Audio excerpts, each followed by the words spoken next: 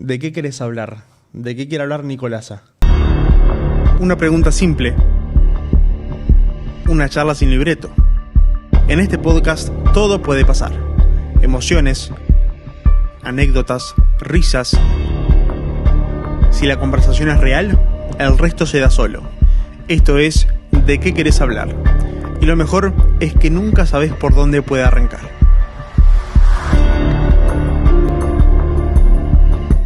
Mirá, vos sabés que ayer justo tuve un encuentro, una invitación a la que me hicieron llegar y me quedaron rondando como un montón de cosas. Fue un encuentro, el primer encuentro nacional de supervivientes de suicidio. Mira. Y del intercambio, de su consigna, de su proclama, en definitiva, de su constitución como grupo, como actor que tiene ganas de poner el tema de salud mental y de suicidio arriba de la mesa. Me quedé pensando, y lo compartía en la mesa de cierre con ellos, en lo poco integrada que tenemos la muerte a la vida, ¿no? Es como una cosa más... Sí, es muy delicada la salud mental y muy importante. Sí, y se habla mucho, a veces se dice poco, a veces se va por lugares, por atajos. En definitiva. O se va del tema directamente y Claro. no se habla. No se habla. Bueno, en este caso, parte de la proclama era como esto de, durante mucho tiempo se dijo, no hay que hablar de suicidio porque puede ser estimulante de su reproducción, digamos, de que haya más casos. Eso está demostrado que no es así, que en definitiva durante mucho tiempo no se habló. Los casos siguieron creciendo. Uruguay está muy descolgado, digamos, de la región en los números. Y más allá de eso, el hecho de no hablar también hace que estén menos acompañados los familiares, digamos, quienes se consideran supervivientes de estas muertes por suicidio. Entonces, me quedaba pensando en eso, ¿no? En lo poco integrada que está la muerte a la vida. Y eso es lo problemático que es, porque genera la sensación, la ilusión de que, bueno, de que está todo resuelto. No, y de que somos inmortales. Claro. Y cuando vos tenés esa sensación hay un montón de cosas que no las ves. Entonces, yo creo que el hecho de tomar conciencia con la mortalidad, por decirlo de alguna forma, te hace que vibres más y más intensamente la vida, ¿no?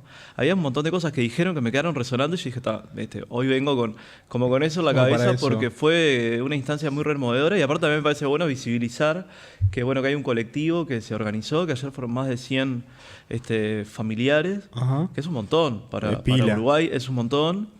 Y bueno, se están formando y tratando de incidir también en la política pública, buscando respuestas de acompañamiento, buscando estrategias también de prevención y poniendo el tema arriba de la mesa porque muchas veces están enfrentados a relatos que son muy culpabilizantes, ¿no? Yo pienso, ¿no? Siempre está esta cuestión de tenés que hablar, cada vez que se habla de suicidio es como este imperativo, de que es una obligación hablar y muchas veces... obligamos a la gente a hablar. Capaz que hay, y no hay alguien que no escucha. quiere. Claro, pero además de que no quieren, ¿cómo estamos preparados para escuchar? Claro. Entonces, me parece que ahí hay algo de un problema de la comunicación que hay que atender y que, bueno, desde ayer la verdad que estaba bastante removido con esta experiencia que fue muy, muy significativa y bueno, me pareció como para compartirlo también en el arranque. ¿Qué fue lo que más te sacudió de ese encuentro? ¿Qué fue lo que más te conmovió? Porque obviamente es un tema delicado, es un tema que no todos abordamos y es un tema que en Uruguay en su momento se llevó a decir hasta que no se dice porque no pasa. Pero el secreto a voces es que sabíamos que pasaba. Sí, pasa un montón. Son, si no me equivoco, 16 personas por semana. Es un montón. No temo equivocarme. Pero es un montón de gente, es un montón de familias, es un montón porque son situaciones además en donde en muchos casos medias notas suicidas, en donde hay un algo de explicación para poder comprender mejor, en otros no las hay. Es una llaga, digamos, que quedan en las familias, en los entornos cercanos. De ahí, bueno, cuando uno dice cuál es el alcance de los supervivientes o de las víctimas, ¿no? De quienes se ven afectados por esa muerte, y en realidad somos todos, ¿no?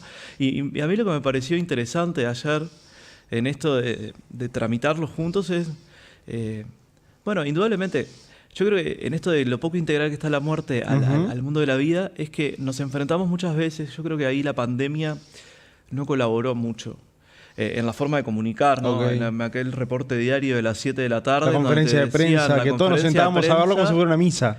Sí, pero además desde un lugar, obviamente que no es no fue exactamente igual para todos y las generalizaciones Claro. siempre son injustas. Pero era como que estabas esperando un número, porque en definitiva era un número. Sí. ¿No? Y Éramos un número. Y las muertes se empezaron a transformar en un número. Entonces ahí hay como todos los rostros, todas las experiencias, todas las vidas, todos los dolores, todas las huellas, todas las heridas que quedaron acá. Empezamos a verlas y empezamos a enfrentarnos a muchas muertes que no vienen aparejadas de pérdida ni de dolor. Nos acostumbramos también a que también prendemos el informativo y ahora son las muertes, bueno, por rendición de cuentas. Entonces, ese tipo de muertes son como que no le generan Sí, nada a claro. la sociedad. Y eso te va adormeciendo y te va desvalorizando también la propia vida.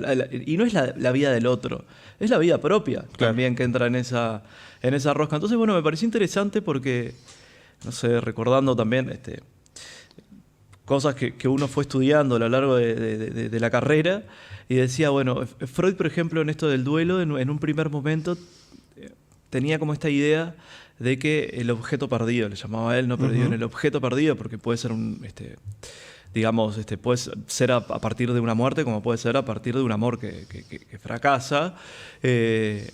Uno al tiempo va a buscar en dónde poner esa energía y ponerla en un objeto sustituto, ¿no? Entonces esta idea de que esa falta se llena con otro espacio, con otra persona, con otra actividad, con lo que fuera. El famoso un clavo saca otro clavo. Bueno, esa sería como la traducción... Ok, a lo bruto. No, la traducción popular y bien comprensible Claro. de lo que había encarado, digamos, lo que había pensado al principio de su elaboración. Después dijo, no, en realidad no es esa energía que vos ponés Ajá. sobre el sustituto, sino la energía que pones en torno a la falta, ¿no? En torno a esa ausencia, porque uno tampoco quiere renunciar a un amor, ¿no? Y en este caso, ayer, en donde el amor estaba muy presente en los familiares, en sus relatos, vos decías, bueno, claro, ahí hay un trabajo de duelo, ¿no? Claro.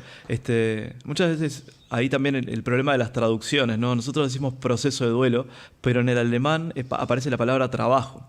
Y el trabajo es como ese ejercicio permanente que te saca energía, que vos le invertís. Y en ese caso me pareció que el trabajo de duelo también pasa por construir colectivos con otros para poder laburar estos temas y para poder desprivatizarlos, en definitiva. Entonces me pareció que el duelo no es una cosa, digamos, un proceso que se trabaje únicamente en un espacio de consulta, sino que también se trabaja ahí en ese espacio público en donde bueno, lo estás laburando conjuntamente, convocando a otros, exigiendo también a las autoridades. Entonces me pareció como bueno, ¿viste esos momentos donde decís, tengo un encuentro que te remueve 80 cosas y te deja mueve todos pensando? los Bueno, sentimientos. Estuvo bueno, la verdad. ¿Qué sacás de ese encuentro? ¿Qué generó ese encuentro para el después, para el mañana? Mira, yo no estuve durante todo el encuentro, pero me dio la sensación, sobre todo escuchando la proclama del final, que había sido un espacio muy fructífero de acompañamiento, ¿no? Un espacio de acompañamiento,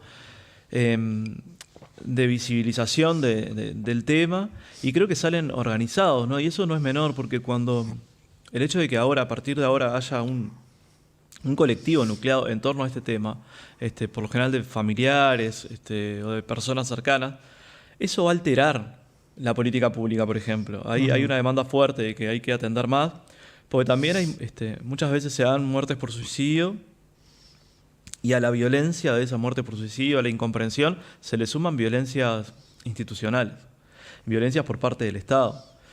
A mí me dejó alarmado el año pasado, en el marco de la campaña electoral, me enteré que en un liceo se había quitado la vida a un estudiante y claro, los gurises llegaron y se enteraron de esa situación, y no pasó, y todo siguió como si nada. Entonces, Lo normalizaron. Totalmente normal. Claro, eso son adultos, digamos, referentes que no sabían qué hacer con la situación y, hablando mal y pronto, fingieron demencia. Y ese fingir demencia es mucho dolor para los gurises que perdieron un compañero. No es para menos. Y bueno, me parece que en ese tipo de cosas también, que haya colectivos van a mover el tablero de la política pública, porque ya hay un interlocutor también del mundo no médico, por decirlo de una manera, para poder, ni académico, para poder debatir, intercambiar y también recoger, bueno, por dónde sienten que van las necesidades. Nico, ¿le tenés miedo a la muerte? No. ¿No? No le tengo miedo a la muerte. La verdad que no. No, pero creo que si fuera más consciente de la muerte, o sea, si fuera más consciente de mi mortalidad, habría cosas a las que le dedicaría más tiempo, porque creo que en definitiva, bueno, somos un poco eso, ¿no? Somos Claro. el tiempo que tenemos y somos el tiempo nuestro que donamos a otros y otras. A otros. Entonces, creo que si tuviera, a veces si la tuviera más presente, tendría probablemente una vida más plena.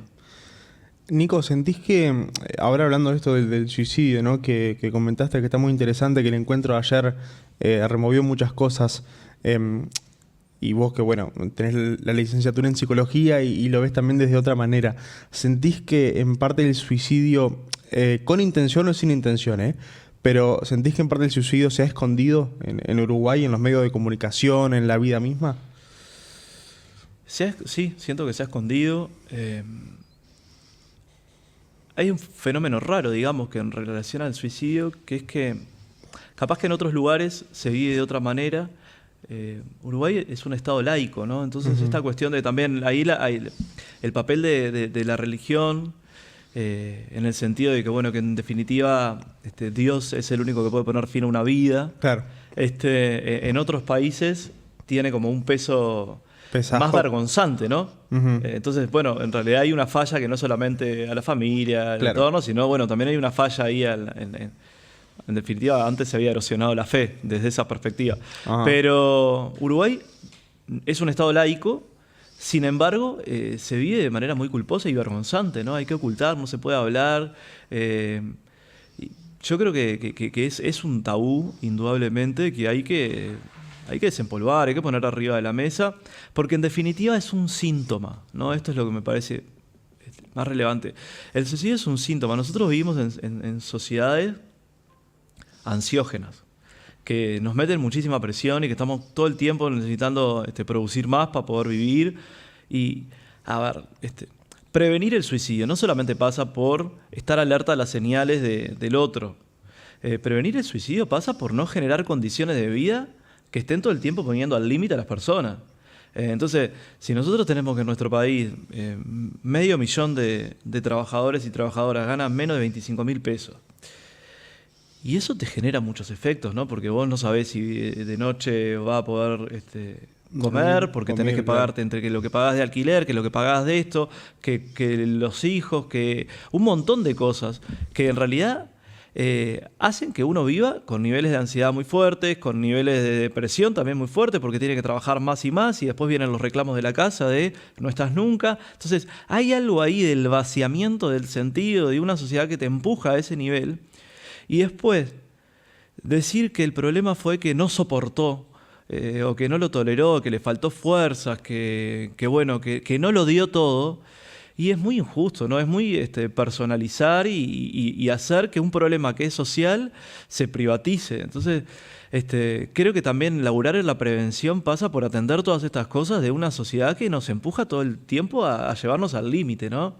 Ahora está todo, abrís las redes sociales y nos inundan, nos llueven los coaches de todos los reels arrancan con 5 cosas que tenés que hacer y decís, pará. O sea, llega un momento que decís, está bien, nosotros tenemos que discutir un montón de cosas, pero no necesitamos bajada de línea permanente de qué es lo que tenemos que hacer, cómo tenemos que vivir.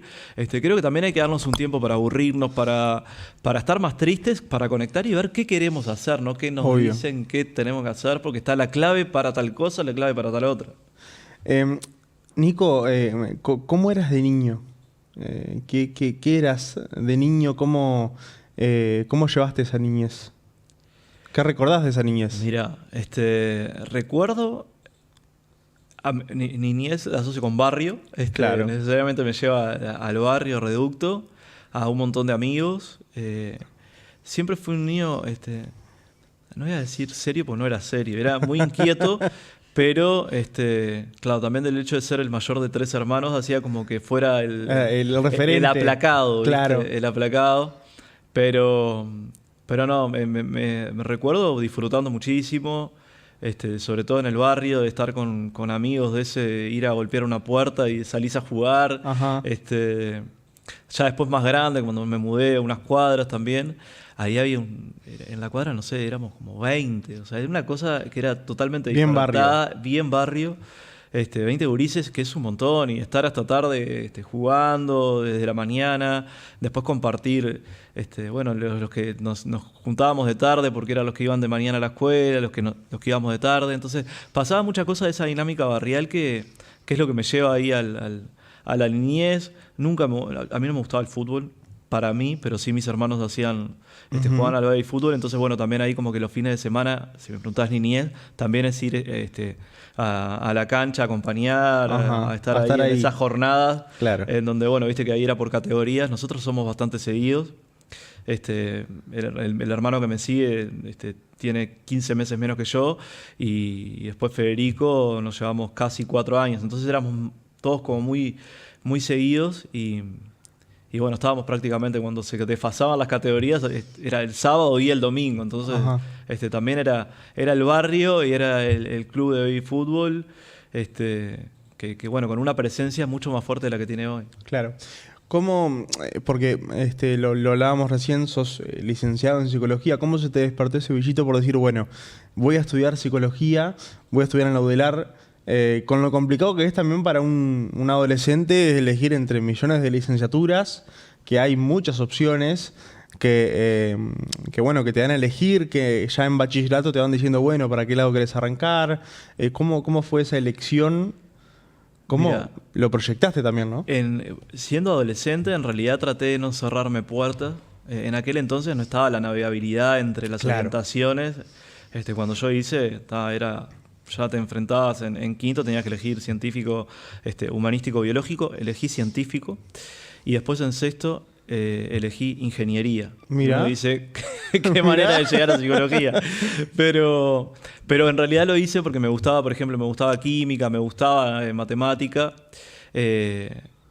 Y psicología se entraba por cualquier orientación. Ajá. Entonces eso me daba y quería como dejarme abierto otras posibilidades, que si yo hacía, no sé, biológico, medicina o humanístico y derecho probablemente, que hay muchos que llegaron por ahí, yo sentía que me quedaban por el camino. Igual, a mí me pasó que yo no arranqué psicología inmediatamente después o sea, en la edad que debería haberlo hecho, porque empecé a trabajar a los 17 años y después, bueno, la vorágine ahí del trabajo, sí, claro, de la complica necesidad, más las cosas. me fue corriendo. Y bueno, igual cuando empecé la facultad la hice en menos tiempo en realidad. Justo enganché el cambio de plan. Ajá. Era 5 años, yo la hice en 4 y medio. Cuando arranqué y lo terminé de una. Pero lo que me llevó ahí a psicología fue esto de tratar como una vocación o como una inquietud más que vocación, de tratar de ir un poco más allá en la comprensión de algunos fenómenos, de las formas de relacionamiento, y qué es lo que se puede estar jugando en cada vida como para poder aportar, ¿no? Ahora estamos más acostumbrados a escuchar que la gente está muy rota. Claro. A mí no me queda tan claro eso, la rotura. Cuando te dicen, perdón que te corto, cuando decís no me queda claro y te dicen la gente está rota, ¿qué se te viene a la cabeza? Porque lo podemos entender como muchos sentidos. Rota físicamente, rota anímicamente, psicológicamente. Es que lo roto no funciona. Y todos los rotos a los que señalamos siguen funcionando de una manera u otra. Entonces en todo caso pueden estar dañados, podemos estar dañados. Porque también lo roto es irreparable. Claro. ¿Qué hacer con algo roto? Lo desechás. Entonces, si nosotros nos empezamos a narrar a nosotros mismos como que estamos rotos y por tanto somos desechables, no vamos a poder desplegar toda la potencia de todo lo que tenemos por hacer. Claro. Entonces, esta idea de, bueno, prefiero decir estamos dañados, que es verdad, estamos dañados, pero hay una posibilidad de reparación, hay una posibilidad de resignificar esas heridas, de no de no enamorarnos de esa identidad, ¿no? Esto es, porque también soy un roto. Bueno, estamos también necesitando manotear etiquetas y adjetivos para poder relatarnos, y a veces es más fácil manotear la etiqueta de roto, claro, que hacerme cargo de qué es lo que me daña. ¿Me explico? Porque eso obviamente que te desafía y te obliga a iniciar un proceso. Entonces, bueno, me da esa sensación también. Por eso es que me peleo a veces cuando escucho roto. Y además creo que se está recontra extendiendo, no sé, hasta en carnaval. Hubo muchos espectáculos este año que venían por el lado de las roturas. Sí. Que me parece que está muy bien como poner algo que sabés que del otro lado te entienden y que se van a identificar. Pero creo que ya estamos en un momento en donde hay que cuestionar, porque creo que si nos convencemos de que estamos rotos, no vamos a trabajar sobre nuestras heridas. Ahora volvemos a esto de repasar tu niñez, tu adolescencia y demás, pero me dejaste pensando con algo. ¿Qué tan dañada o qué tan rota, usando la palabra roto, está la sociedad hoy en día? ¿Cómo lo ves? Y bueno, yo creo que están dañados los vínculos, ¿no? El tipo de vínculos. Cuando a veces decimos, bueno, la sociedad está desintegrada o la sociedad está rota, la sociedad funciona, y funciona a la perfección. ¿A costa de qué? Claro. ¿No? ¿A costa de qué funciona? Porque la ruedita de la producción sigue funcionando, todo con más ganas, con menos vocación, trabajamos, aportamos, y está rota. Yo creo que lo que más daña a la sociedad es la desigualdad, que es invisible, que no la ves, que se expresa a través de sus síntomas. El problema es que muchas veces atendemos los síntomas como que fueran eso y nada más, y en realidad nos están dando cuenta de que hay otra cosa más de fondo que hay que corregir, que nos hace mucho daño a todos, ¿no? Y que se juega en la indiferencia, en que el amor no forma parte de nuestra discusión pública, por ejemplo. No es todo como... Había un libro una vez que leí hace un tiempo que hablaba de como una era de las relaciones sin alma. Y hay un poco eso, ¿no? Fíjate que hasta acá, capaz que me gano la cancelación de varios, pero... Uno nunca está... hasta en las relaciones de pareja, o ahora hicimos desaparecer el amor, ¿no? Ahora somos relaciones sexoafectivas. Y los afectos, o sea, relaciones sexoafectivas son todas las relaciones de los seres humanos, desde un concepto de sexualidad que no tiene que ver con la genitalidad, ¿no? Sino de toda esa energía sexual que fluye en relaciones que no tienen nada que ver con... Claro, la carnal. Claro, que no tienen nada que ver, pero bueno, hay energía... Bueno, eso ahí el que lo cancelaron primero fue a Freud con 3 ensayos de una teoría sexual, pero que hablaba de la sexualidad en la infancia, por ejemplo, ¿no? Pero bueno, es eso que no tiene que ver con la genitalidad, que no tiene que ver con el acto sexual, sino con esta energía que circula entre los seres humanos, que nos erotizamos, pero como pulsión de vida, digamos, porque también en esto del lenguaje que se entienda. Pero bueno, un poco por ahí. Me parece que falta como alma a las relaciones, y ahora ya no hablamos de amor, hablamos de relaciones sexoafectivas, y lo afectivo, uno se afecta positiva o negativamente. Entonces, el amor venía a decir, bueno, por lo menos en esto de los afectos era de un tipo. Ahora decir tengo una relación sexoafectiva, y es la relación de las categorías de ahora más tóxica del mundo, y yo qué sé. Ahora, pero hicimos desaparecer el amor, ¿no? Porque después aparece el poliamor, un montón de discusiones, de variantes, pero que en definitiva, cuando vos empezás a rascar, el amor también se desdibuja, ¿no? Entonces hay como un clima de época... No es un amor crudo. Sí, es como un amor que no se sostiene, ¿no? Un amor que no se quiere trabajar. Claro. Ahora... Hablando de esto de la sociedad y de todo lo que se afecta, ¿las redes sociales sentís que afectan a la sociedad, sea positivamente o negativamente? Sí, porque es el espejo en el que nos miramos todos los días. Creo que a todos, en mayor o menor medida, nos pasa y que nos vamos levantando, miramos el celular, entramos a redes sociales, accedemos a la vida de los otros a partir de la imagen que quieren proyectar de sus vidas. Eso genera muchas distorsiones, porque en definitiva hay como una disociación entre nuestro yo de las redes sociales y nuestro yo real.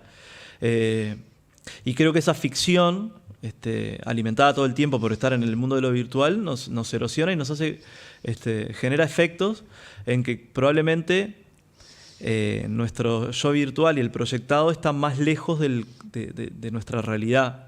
Y decimos, bueno, me falta. Claro. Creo que ahí hay algo que está muy salado y que acá no hay que ponerse bien viejo pacato, ¿no? Es decir, ay, pero las redes sociales son un problema. No, también está en cómo poder proyectar dolores, ¿no? Sin exponerse, ¿no? Pero es como que todo tiene que ser logro, todo tiene que ser bueno. El mejor plato de comida.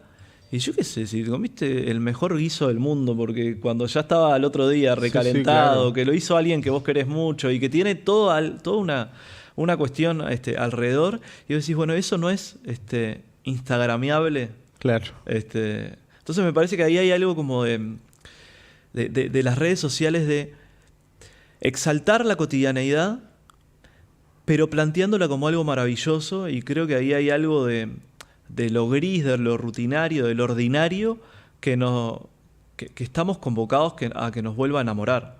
Porque yo creo que, no sé, pienso que hay un montón de cosas de tu día a día, del día a día de cualquiera, que son maravillosas y capaz que si después las perdés por alguna razón, las vas a recontraduelar, las vas a lamentar. Y capaz que no son para subir a Instagram, claro, pero son de esas cosas que son te quedan muy grabadas, significativas. Que son muy significativas en la vida de uno. Entonces, creo que también en eso, cualquier red, cualquier plataforma es un escenario de disputa, en donde, bueno, vos podés sí poner la foto en la que saliste más lindo, o poner, o compartir y eternizar el momento en el que fuiste más feliz.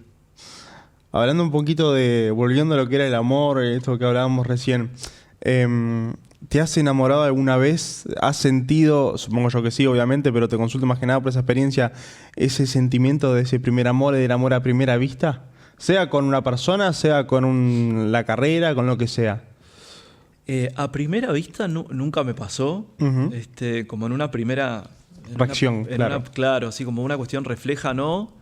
Pero me he enamorado, sí, de personas y de actividades y de proyectos, pero creo precisamente esto de la primera vista, eso creo que es como que me puede seducir al principio, pero después el amor hay que laburarlo, hay que ponerle pienso, hay que ponerle el cuerpo, hay que ponerle energía, hay que ponerle tiempo, porque no es de una vez y para siempre, claro, hay que estar todo el tiempo ahí laburando el amor, y muchas veces siento que como que nos descansamos. Entonces, bueno, ya tengo pareja, estoy bien, me tengo quedo familia, tengo amigos, y bueno, y hay un montón de cosas ahí para laburar. Entonces sí, lo primero es como que me cautiva, me atrapa, pero después hay que laburarlo siempre eso. Bueno, bien se dice que el enamoramiento dura 6 meses, más o menos.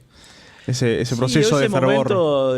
Y bueno, pero ahí uno tiene que separar la paja del trigo y decir, bueno, hasta dónde es este estado más eufórico y de todo lo excepcional, porque es esto de lo extraordinario y de lo ordinario, ¿no? Me parece que hay que enamorarte de lo ordinario, de la vida y del otro, de aquello que capaz que no lo hace especial y diferente, sino que lo hace especial y diferente contigo, claro, ¿no? Me parece que ahí hay todo como un desafío. A todo esto que venimos hablando, el amor, la licenciatura, la UDELAR, la niñez, todo, ¿en qué momento llega que Nicolasa se convierte en edil?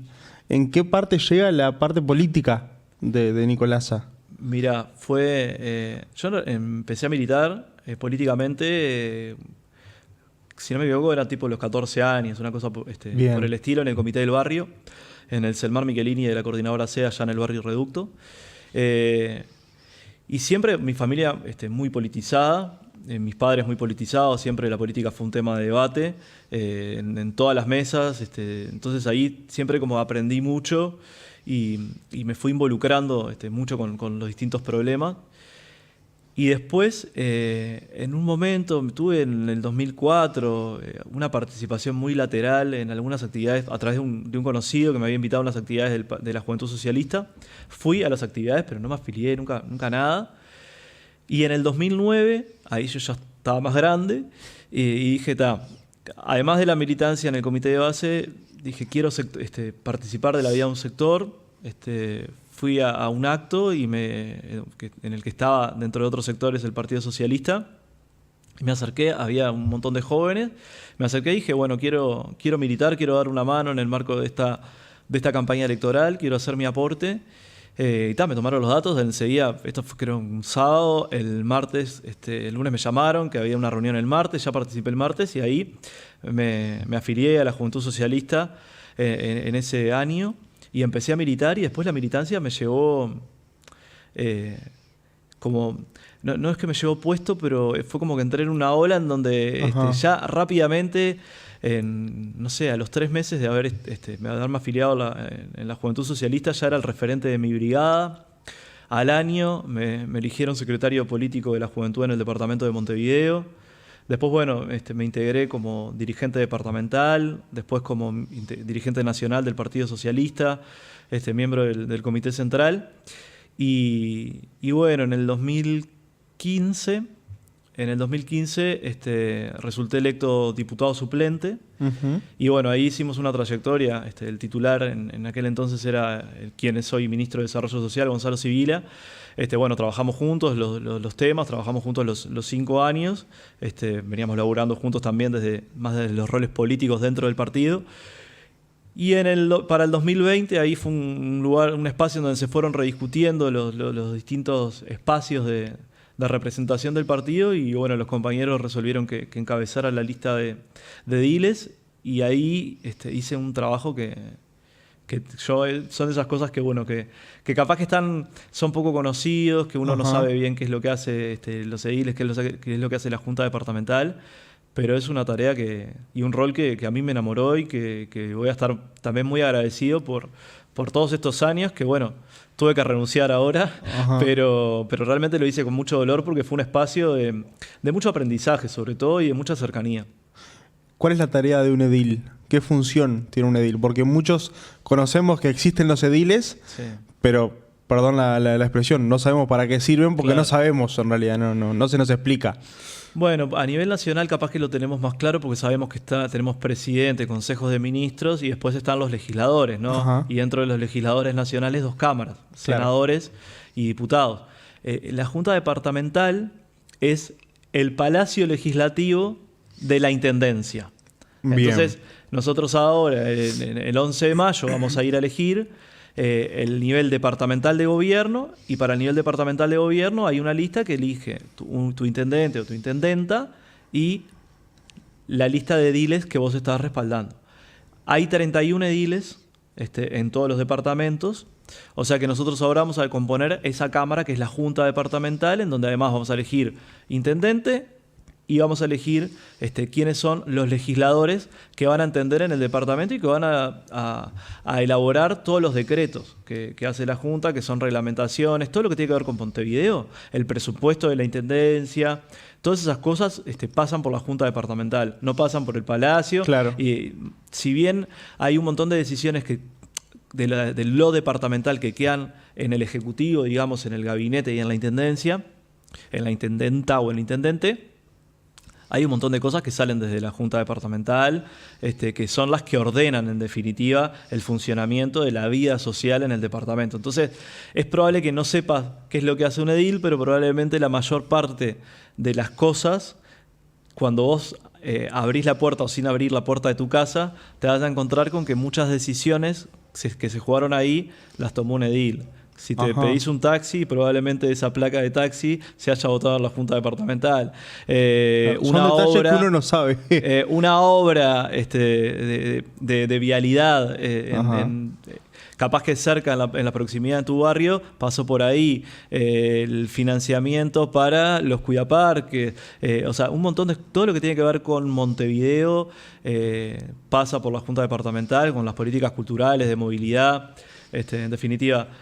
No lo sabemos, pero son todas decisiones que pasan por ahí, que bueno, a ver, en el interior los ediles tienen una potencia mucho más fuerte porque al no tener, digamos, Montevideo por ser capital y por ser sede del gobierno nacional y donde hay otros debates que dominan la agenda, no es lo mismo que en otros lugares del interior, en donde, bueno, ahí fíjate que hay varios departamentos que tienen 2 diputados Claro, es y mucho 31 ediles. Entonces, obvio. bueno, para los temas nacionales queda claro quiénes están, pero después el peso de la Junta es muy, muy relevante. ¿Qué opinión te merece estas campañas que se vienen dando de cara al 11 de ahora de mayo? ¿Qué has podido ver? Yo creo que todavía la campaña no prendió. No, a mí me da la sensación de que la campaña, que lo departamental todavía no está del todo instalado, por lo menos en Montevideo, no sé, Ajá. capaz que en el interior. Sí, hablando por Montevideo. Por Montevideo a mí me da la sensación de que estamos en campaña, pero bueno, vos salís y no es la efervescencia que veías en la calle en otro, no sé, el año pasado, ponele. Creo que todavía no prendió, que hay un clima, no sé, leo que hay un clima de continuidad y que capaz que por eso, o sea, al no estar, más allá de que hay candidatos que quieren instalar la idea de que la intendencia o que el gobierno departamental está en disputa, Ajá. parece bastante evidente que va a ganar nuevamente el Frente Amplio en el departamento. Entonces, en ese sentido, empiezan a pasar cosas, no tanto más por la expectativa de qué construir en estos próximos 5 años y cómo laburar, que en llenar de debates, de pulseadas militantes Claro. la calle, me da la sensación. Pero creo que es muy difícil hacer que los temas estrictamente departamentales pesen. Para Montevideo es muy difícil porque todos los temas se nacionalizan. Entonces, yo qué sé, seguramente ahora a la brevedad vamos a terminar hablando, o se habla, más allá de la limpieza, que ese es un tema siempre y que es un tema que hay que ponerle mucho laburo. Empiezan a aparecer otros que en realidad son resortes nacionales, ¿no?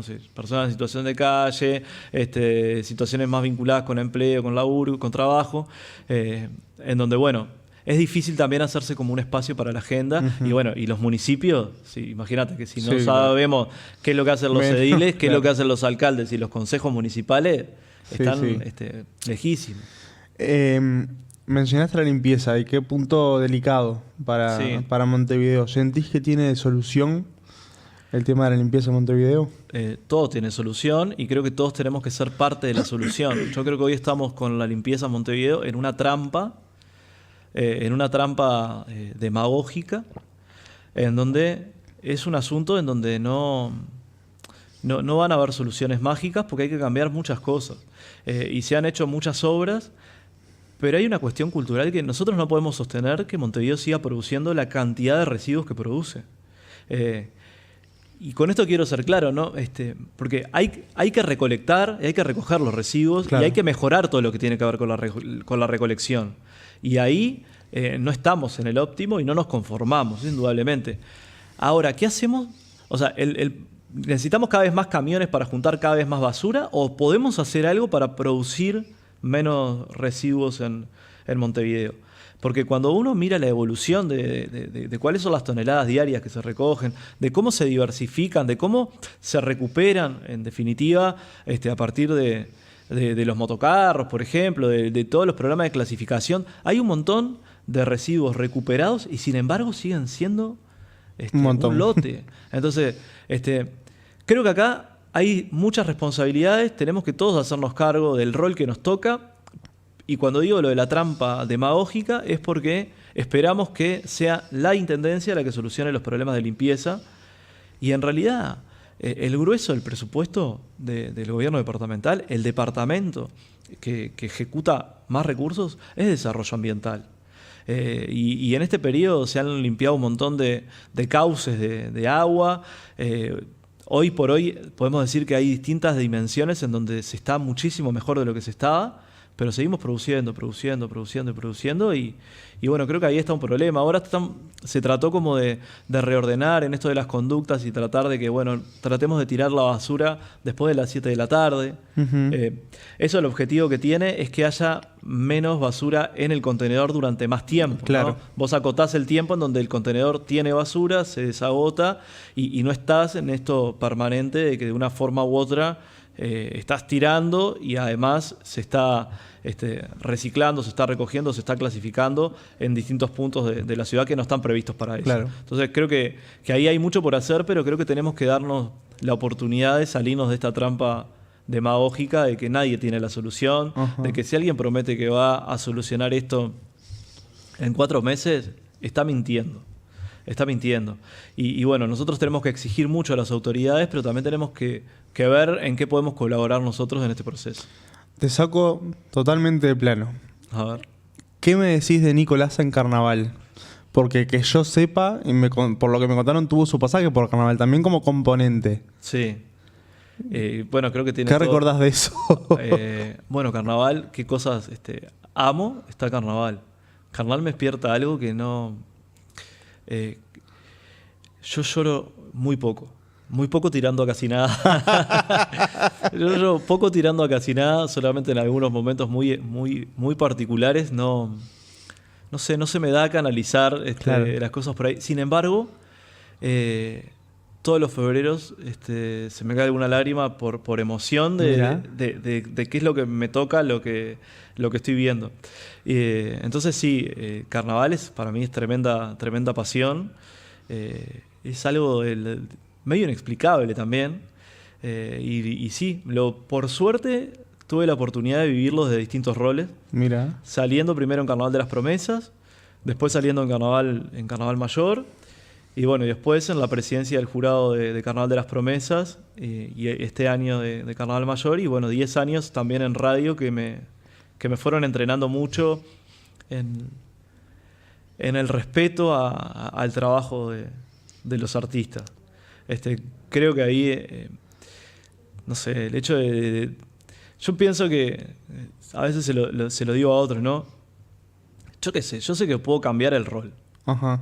Y me hace acordar creo que se llamaba Luna Avellaneda la película, y la parodia que hicieron los muchachos hace unos años que decía, ¿podrá cambiar que lo iban a rastrear? Sí, recuerdo, sí. Digamos, al victimario lo iban a rastrear, y lo iban a rastrear a ver a su cuadro, porque sí iba a ir a camuflar, pero iba a ver al cuadro, porque podrá cambiar de la situación, pero la pasión no la va a abandonar. No la va a cambiar, claro. Y bueno, con Carnaval es eso. Entonces yo sé que que un año podré estar, no sé, comentando en una radio, este año con la oportunidad de estar al frente del jurado, pero sé que el año que viene voy a estar en algún lugar. Algo vas a hacer. Algo voy a hacer. Y ese algo puede ser estar sentada en la butaca de mi abono durante tantos años. Entonces, eso también te hace hablar con muchísimo y trabajar con muchísimo respeto desde cualquiera de los otros lugares, porque yo sé que el año que viene te voy a ver, te voy a cruzar. Te voy a cruzar. Será en el Pedregullo, será en una evolución, será en una negociación con Daecpu, pero en algún lado te voy a cruzar. Y eso creo que es como... Quiero sostener este vínculo y cuidarlo. Pero no, yo con Carnaval súper agradecido porque me dio mucho más de lo que me esperaba. Y bueno, espero haberle aportado algo también en estos años desde distintos lugares para poder mejorarlo, ¿no? Porque creo que tiene mucho... Uno cuando quiere algo, quiere lo mejor para eso, claro, que quiere. Y creo que también hay mucho para mejorar en Carnaval y que bueno, que uno también siente que puede aportar algo. Yo como fiel oyente de Colados al Camión te tengo que preguntar ¿qué te ha aportado esta cantidad de años en Colados? Porque obviamente siempre, al menos, y esto a modo personal, cuando bajaba un conjunto siempre esperaba la opinión también de Nicolasa. Siempre esperaba esa visión objetiva, como también lo tiene la Laura, como también lo tiene... no me acuerdo el nombre ahora del conductor. Seijas, ahí está, Gustavo Seijas. Natale, Rigó. O sea, siempre esperás, porque sabes que hay gente con mucha experiencia y gente que pasó por conjunto. Hasta Rigó hasta hoy en día sigue escribiendo para el conjunto. Natale fue presidente de Daecpu. ¿Qué te dejó ese pasaje por Colados al Camión? Que también el año pasado, si bien era jurado ¿cómo es? O sea, presidente jurado, cada tanto pasabas por ahí a ver cómo andaba todo. Sí, a mí me enseñó un montón. Primero me enseñó de radio, que no tenía ni idea. Y es como un universo tan... el universo radial es como maravilloso. La famosa magia de la radio, claro. Es la magia de la radio, sí, por cómo está llegando y por... No sé, esa cosa que es una comunicación que, claro, como no hay rostro y como no hay cara a cara, pila de veces que te dijeran, bueno, che, te escuché en la radio, escuché que dijiste tal cosa, y vos decís, el alcance, ¿no? Porque además nosotros en Colado lo hacemos alrededor de una mesa, o por lo general, hay mucho del evento de, che, vamos a juntarnos a comer y a hablar de Carnaval. Y lo que me dejó eso fue como mucho aprendizaje sobre la radio, a amigarme con las visiones distintas, diferentes. Al principio, los primeros años, me recalentaba. Pero ¿sabes lo que pasa? Yo empecé a hacer radio, o empecé a comentar. Antes de hacer radio, yo comentaba de atrevido en Facebook. Bien. Hace muchísimos años. Después, bueno, creo que esos comentarios fueron los que me terminaron llevando a la radio cuando me hicieron la invitación. Pero yo escuchaba la radio y me recontra calentaba sin salir. Porque muchas veces sentía que se le faltaba el respeto a los conjuntos y a los artistas con algún tipo de comentario. Y yo ahí siempre peleaba, ¿no? en colados con el equipo, de decir, bueno, está bien, pero nosotros tenemos que ir más allá del comentario. Tenemos que ir o sea, comentarista de carnaval, periodista no, seguro que no, porque de acá no es el título. Comentarista, te la llevo, pero prefiero analista. Porque analizar un espectáculo te exige cosas que el comentario no te exige. Vos un comentario podés decir me gusta o no me gusta. Claro. Para mí, si vos tenés un micrófono adelante y sabés que lo que digas va a construir opinión, porque eso nos tenemos que hacer cargo. Cualquiera que tiene un micrófono adelante sabe que tiene mayor alcance. Y construye opinión seguro. Cualquiera. Y que va a influir y que puede terminar en oídos del jurado y de lo que fuere. Eso uno se tiene que hacer cargo. Tiene que ser muy responsable con eso. Y creo que precisamente el lugar y ese poder que vos tenés de llegada, lo tenés que usar responsablemente. Entonces, a mí, me gusta o no me gusta, yo eso aborrezco y prefiero decir, encuentro estas virtudes o me gusta, pero por esto y esto. Y cuando hay algo que de repente no te convence tanto, algo que yo he tratado de hacer es como decir, bueno, pero esto todavía no llegó a su máximo potencial, porque suponete que lo llevaran para este lado, les permitiría llegar a lugares y lograr más risa o sensibilizar más, y tratar como de este comentario, de que sea un comentario con aporte. Entonces yo creo que ahí los primeros años me recontra calentaba, nos peleábamos, viste que tiene toda esa... Claro. El carnaval, la radio carnavalera tiene como mucho de periodismo deportivo, ¿no? De esa cuestión de la pasión, de lo que va surgiendo ahí, que uno levanta temperatura enseguida. Pero claro, después se acuerda. ¿Sí? Bueno, había veces que nos enroscábamos a la interna del equipo y terminábamos discutiendo y llevando nuestros argumentos hacia el límite.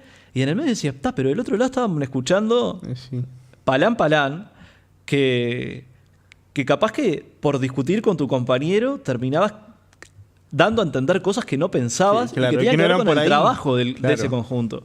Entonces, bueno, como que los primeros años me pasaba eso, que me ganaba más la pasión y después decía, no, che, yo quiero decir lo que quiero decir y contigo ya tipo... Hay debates que ya los tenemos por perdidos, yo qué sé, ahí con Natale. Hay cosas que son irreconciliables. Las discusiones que he escuchado con Natale. Pero claro, pero no nos vamos a poner de acuerdo nunca. Y me parece que es súper válido que esa voz esté también ahí, porque expresa un montón, expresa una sensibilidad en el carnaval.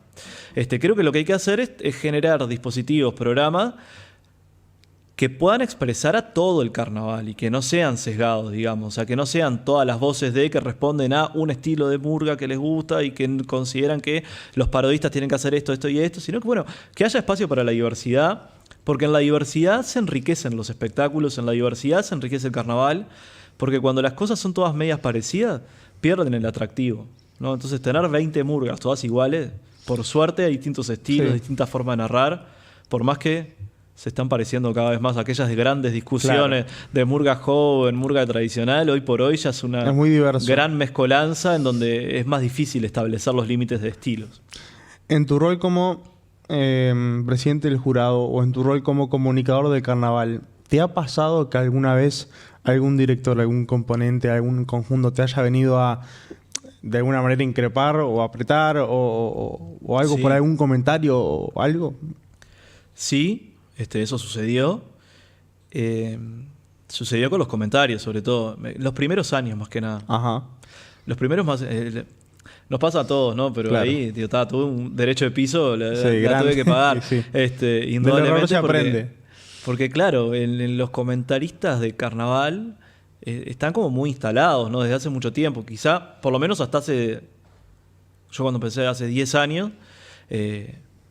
los comentaristas que había tenían 40 años de Claro. comentario.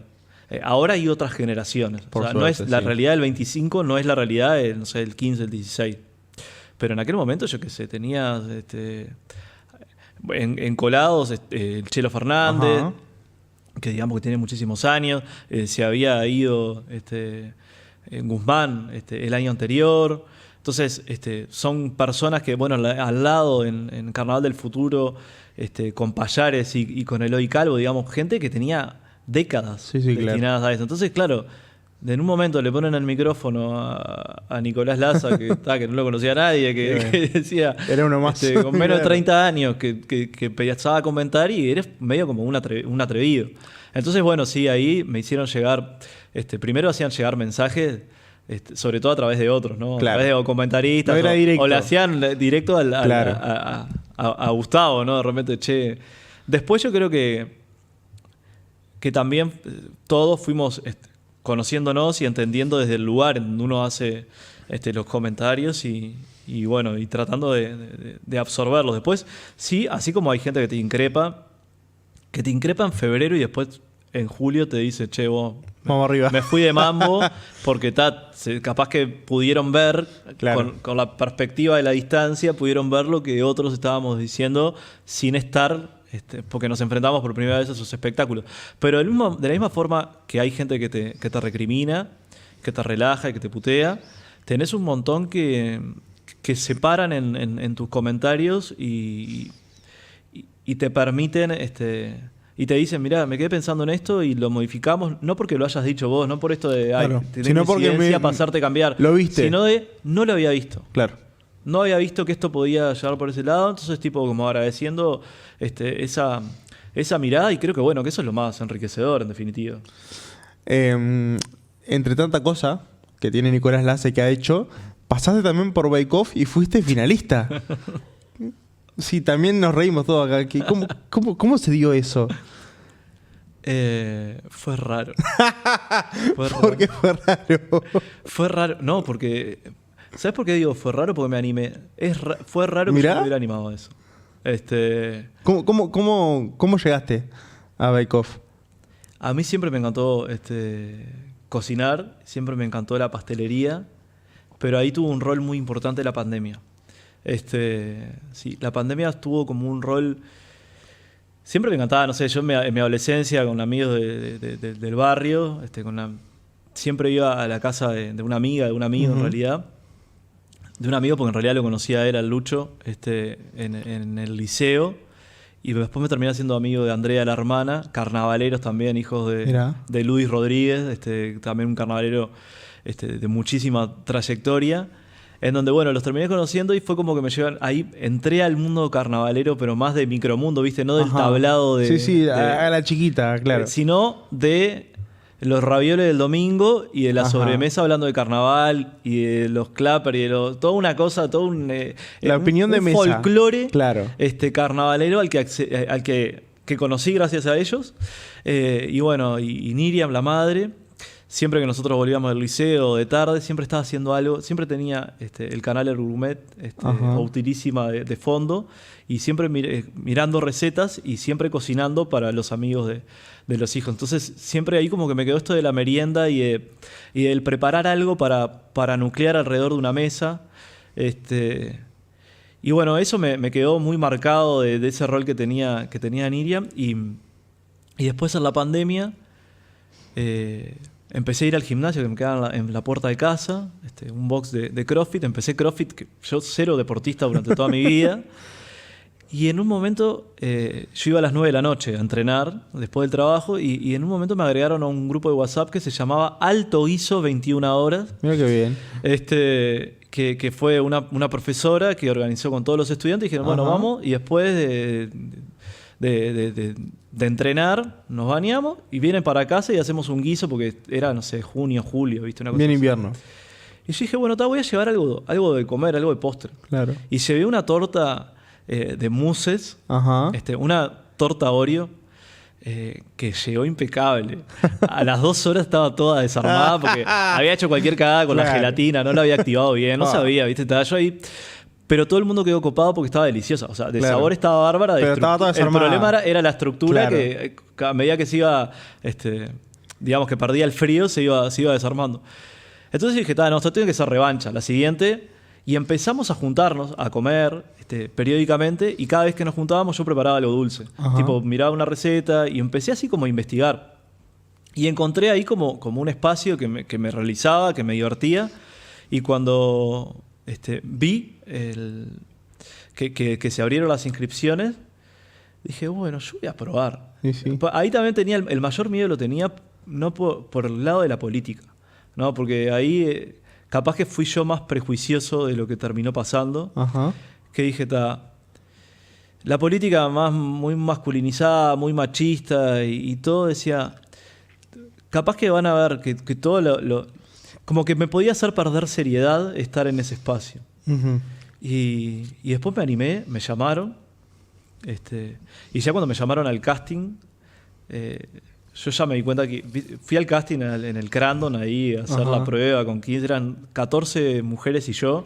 Y ya cuando vi ese panorama dije, está voy a terminar complicado. quedando. Me parece que por una Fue cuestión el de único. género voy a terminar Claro. quedando. Porque claro, siempre varones tiene que haber. Y la verdad que fue como esa cuestión del vértigo, ¿viste? De la Ajá. adrenalina, de tener que estar así contra reloj, de administrar el conflicto y de solucionarlo rápido. Me animé, quedé, y la verdad que fue una experiencia tremenda porque hay un montón de cosas que no se ven. Es mucho más difícil de lo que se ve. ¿Sí? Sí, es súper difícil. Es súper difícil sostenerlo porque uno ve un programa todas las semanas Claro.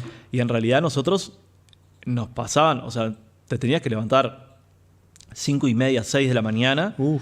Y volvías a las 9, a las 9, por lo general volvías a tu casa.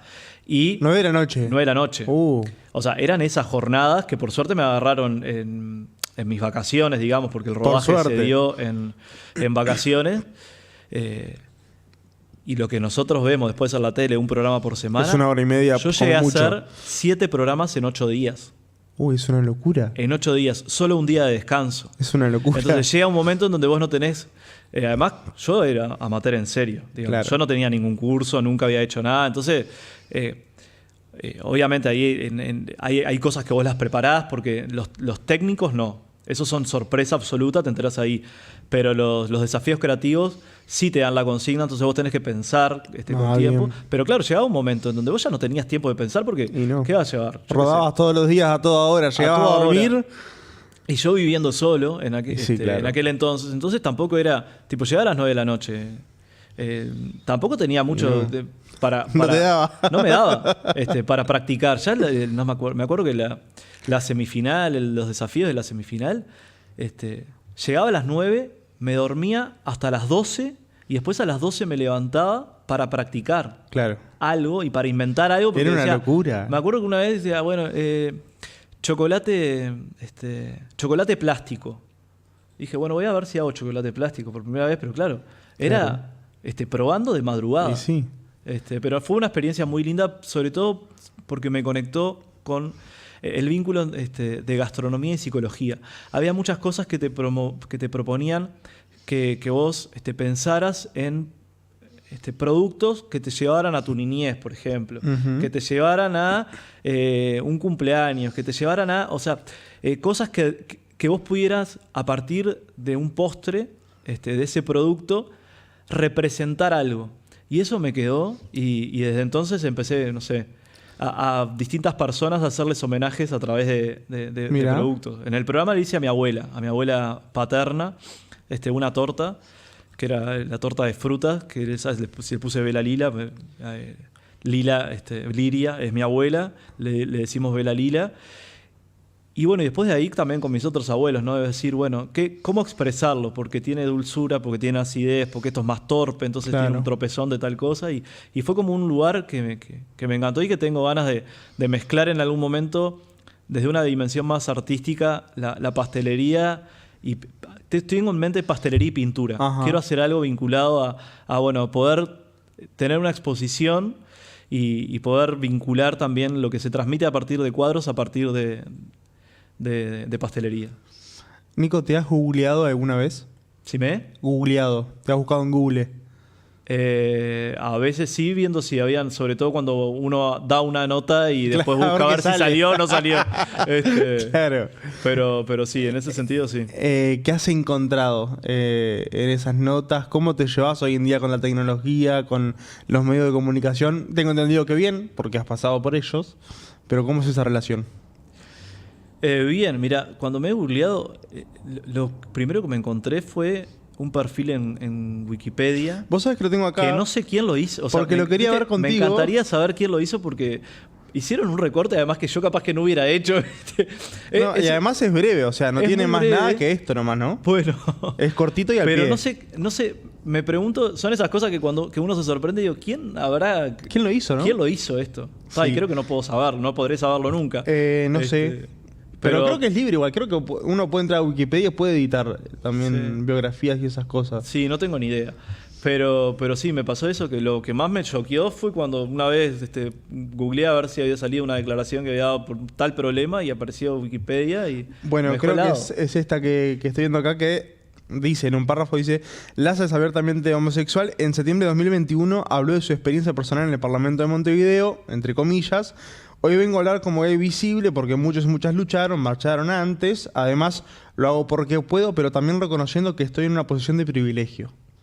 O sea, yo cuando lo leí, más o menos me acordé de ese momento, pero digo, ¿quién se habrá tomado el trabajo de ponerlo en Wikipedia? Eso fue, y sobre todo ese párrafo fue el que más Sobre todo eso. me llamó la atención, porque también tiene que ver con, bueno, con cómo uno se presenta a lo largo de su Sí, vida, claro. ¿no? Ese momento, ese día en la Junta Departamental sí me pareció importante hacerlo. Obviamente que y laburarlo también políticamente de esto también fue un trabajo interno mío, ¿no? Ujú. Es decir, yo nunca me presenté desde ese lugar, que no quiere decir ni renegar, ni Claro. esconder, ni nada, sino que lo traté de vivir. Pero bueno, ahí fue un proceso de revisión, de decir, bueno, pero ¿cuánto hay también de ocultamiento de esto? Más allá de que no sea mi carta de presentación, no puede ser, no puede no ser una carta, Claro. digamos. No puede ser una carta, dejar de ser una carta de este mazo. Entonces, bueno, ahí me acuerdo de esa intervención porque fue una intervención sentida, que la preparé mucho y que también la recibieron como muy... fueron muy receptivos también el resto de los compañeros en la Junta por lo que se ponía, que no tenía que ver con lo que pasaba en el recinto ni conmigo. Ajá. Y por eso también hablando de esa posición de privilegio, porque yo me podía dar un montón de lujos, Claro. que otros no se pueden dar. Y me parece que bueno, que en un momento en donde se recrudecieron algunos discursos de odio, también tenía que dar un paso yo, desde lo personal, en ser más firme en la defensa de algunas banderas. Entonces, bueno, yo creo que ese fue un momento de inflexión y bueno, que me tiene muy comprometido también, hasta el día de hoy. Nico, te tiro 3 nombres de cosas y puedes elegir una de ellas para que hables libremente unos minutos, segundos, A ver. como para también darle un cierre a esta entrevista que ya te agradezco obviamente por esta favor. hora, por venir hasta acá temprano y demás. Así que nada, para mí es un honor. Además sos el primero de este ciclo. 3 cosas que puedes elegir una de ellas. A ver. Carnaval, familia o el Mides. ¿De cuál de las 3 cosas te gustaría hablar libremente unos minutos para darle un cierre? Y bueno, voy a arrancar, como hay algunas cosas ya las fuimos diciendo de las 2 primeras, capaz que me quedo con la última, con el Ministerio de Desarrollo Ujú. Social, que es algo que me tiene ahora enamorado, consumido, lo que fuere, pero que me tiene muy, muy atento y ocupado en este momento con la nueva responsabilidad, porque creo que hay que hacer un aporte para poder reperfilar el ministerio ante la sociedad. Estamos trabajando para que deje de ser el Ministerio de Políticas Pobres para Pobres, de respuestas precarias para poblaciones en situación de precariedad, para que sea efectivamente, se pueda dar ese paso de la protección al desarrollo social. Entonces, realmente me tiene muy entusiasmado todas las cosas que estamos haciendo, los pequeños logros diarios que nos van aproximando hacia esa perspectiva, para poder realmente tener un ministerio en el que quepamos todos, que tenga un espacio para todos los que vivimos en Uruguay, hayamos nacido acá o no hayamos nacido acá, pero que siempre necesitamos de otros que nos ayuden, que nos den una mano, que nos sostengan en momentos difíciles, porque nadie se salva solo, y creo que ahí también la pandemia, en un momento en donde también nos creíamos intocables, movió 2 perillitas y todos nos caímos un poco. Entonces creo que en esto de reperfilar el ministerio, de que efectivamente pueda laburar con todos y con todas, que podamos encontrar en el Ministerio de Desarrollo Social un espacio en el que respaldarnos y en el que potenciarnos individual y colectivamente. Me parece que ahí hay mucho de lo que estamos haciendo y que por suerte capaz que en el corto tiempo ya vamos a estar pudiendo hacer anuncios más concretos sobre hacia dónde queremos llevar el trabajo en este quinquenio y hacia dónde queremos convocar también a la sociedad a eso, ¿no? Para que no sea el vínculo únicamente denunciar que en la cuadra en la que vivo hay una persona durmiendo en calle, sino de ver también cómo podemos ser todos partes de esta solución y del desarrollo social del país. Bueno, gracias Nico por haber venido. Como te dije, es un honor para nosotros que seas el primero en inaugurar este ciclo de entrevistas. Las puertas están abiertas, los micrófonos están abiertos siempre para comunicar, para lo que sea. Así que bueno, nada, gracias. No, muchísimas gracias a vos y a ustedes por este espacio que la verdad fue muy, muy cálido. Gracias.